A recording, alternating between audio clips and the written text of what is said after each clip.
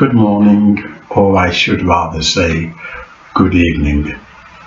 I've had a very busy afternoon and morning because my regular subscribers will know that I'm looking after a friend who has cancer. Well, he had cancer and now is in recovery, and his body's all bruised after the hospital cut it open.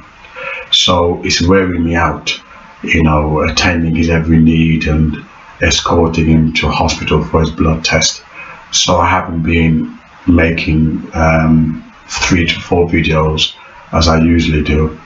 However, the subject is Colin Kaepernick, and one of my subscribers asked me whether I would do a subject on Colin Kaepernick. And the reason being is that the whole world is going crazy because this American footballer refused to stand up for the American national anthem. The American national anthem has always been a central focal point for protest. However, Muhammad Ali, who many people are mirror imaging Colin Kaepernick with Muhammad Ali, but we must remember the 1960s were totally different to 2016-17, totally different. The 1960s were a total different game altogether. Whenever we try to justify hating tradition or hating conventionalism, we always look to the past. We never look at the present. And the reason why we don't look at the present is because the present is full of contradiction. We have 94% of black people, black men, I hastily add, black men who are killed not by white men, not by the police officers, but by other black men. And that issue Colin Kaepernick will not address. If black lives really matter, why is it that black people don't mind killing each other and no community leader is addressing this disparity? However, I looked into Colin Kaepernick's background to try to understand the psychology as to what brought about this sudden political, if you like, revolution. And what I found was quite disturbing. I did not find someone who had, because you see, when I was young, 7 years old, 8 years old, I've always been into politics, revolution. From the time I was 10 years old, my mother will tell you, my family will tell you, it's always been in me to fight for truth. If you want to understand a person, look at the background. Colin Kaepernick did not have that background. He was brought up by a single mother. His father walked out on him. He was brought up by a white single mother. So there's no reason why he should want to side with the black revolution when his black father walked out on him. So this personality transformation had to come from somewhere. Now let's examine his past as to what could have triggered off Colin Kaepernick to become a revolutionary militant. In 2012, Colin Kaepernick suffered a serious brain concussion, and as a result he had to, I think he took a lesser role in the football because of his concussion, which left him unconscious, I believe. So something happens to his lobotomy in his brain, and that is equivalent to what happened to Muhammad and Ellen G. White. Ellen G. White was the fake prophetess of Seventh-day Adventist. She thought God specially chose her for the ministry. And Muhammad, the Muslims leader, Muhammad, he also had a lobotomy problem in the brain. Hence, he saw visions and it led him to become a violent political you know, and really just revolutionary. So the brain is very sensitive and very complex. Colin Kaepernick suffered a concussion, which I believe, in my opinion, is equivalent to Muhammad and Ellen G. White. And as such, a damage had taken place, which had somehow sparked and reenacted a personality change.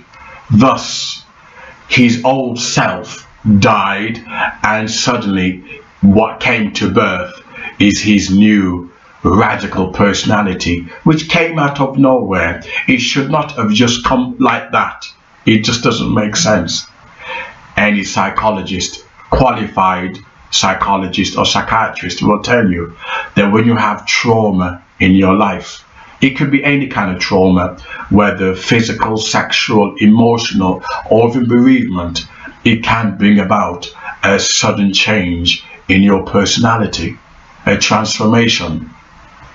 What made Muhammad Ali different was that there was a political climate of racism at that time, and Muhammad Ali was not going to fight for a system that was oppressing the African American at that time. You couldn't go to school, they'd water bomb you. So there was a just cause for Muhammad Ali, and he had a background of revolution.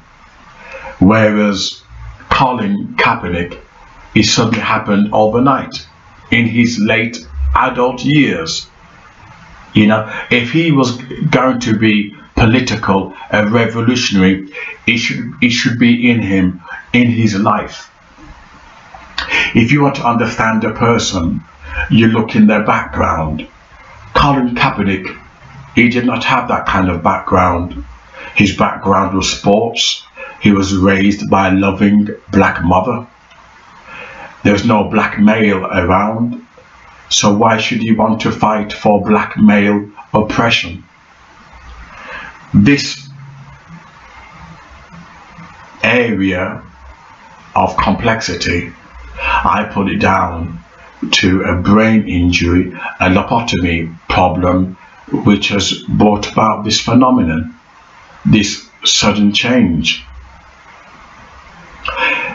A lot of people are arguing that African Americans should protest the American flag.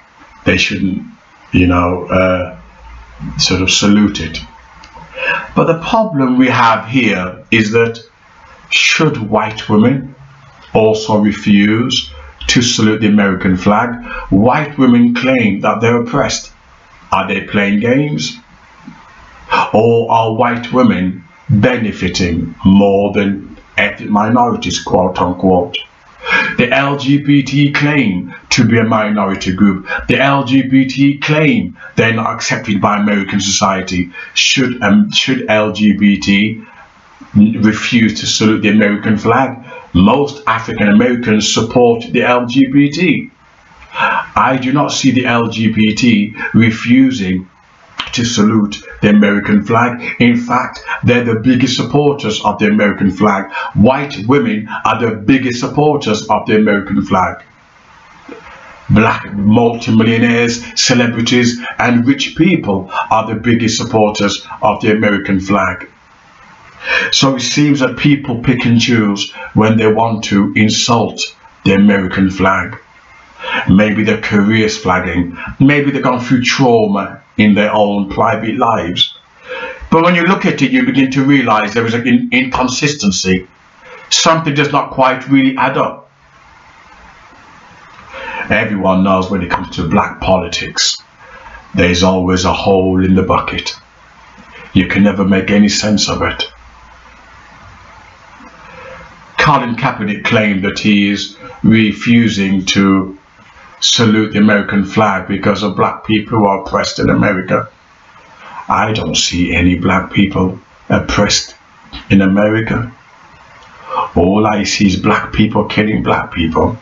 Black people playing games with black people. If you go on Facebook, there's a group as 400,000 members black people, and all they do is post pornography. 400,000. Do you know what you could do with 400,000 members? You can build a bank. You can open 15 banks. You can open 100 restaurants. You can put money back into the black community. But instead, they want to look at pornography. 400,000 black members on Facebook. One group alone, one group has 400,000. And the bigger the black group, you can guarantee all they're posting is sex and sex and sex. Nothing to do with the economy. And that's the reason why all these black leaders, I won't mention any names, on YouTube, all these fake middle class, you know, black thinkers, black social workers, you name it, they're all playing a game. Because they're aware that black people are sexually immoral. But they either attack the black male and don't attack the black female, or they attack the black female and don't attack the black male. Colin Kaepernick, he has no grounds whatsoever to refuse to salute the American flag. The black culture is in a mess. The black community is in a crisis, an immoral crisis. He's benefited from the American dollars. He's benefited from American money. He benefited from the American dream. The American dream is what made him where he is today. The American dream. While there's many people are homeless on the streets of America, he's living the American dream. It's an insult to those people who have loved to tasted what he has tasted. In my humble opinion, I don't believe he's genuine. I think he's had a brain concussion. He's got a personality change. Just like that white woman who went around saying she's black. Some trauma happened in their childhood, and they suddenly start saying that they're born male, they're born female, they're born revolutionary, they're born an it. Some traumas happened to them, and we should not encourage that kind of behavior. We shouldn't encourage it, and that's the dangers of political correctness. We start to make mental patients center stage, and that's what's happening. We no longer encourage intelligence. We no longer encourage dialogue. We create a platform for these mentally ill people.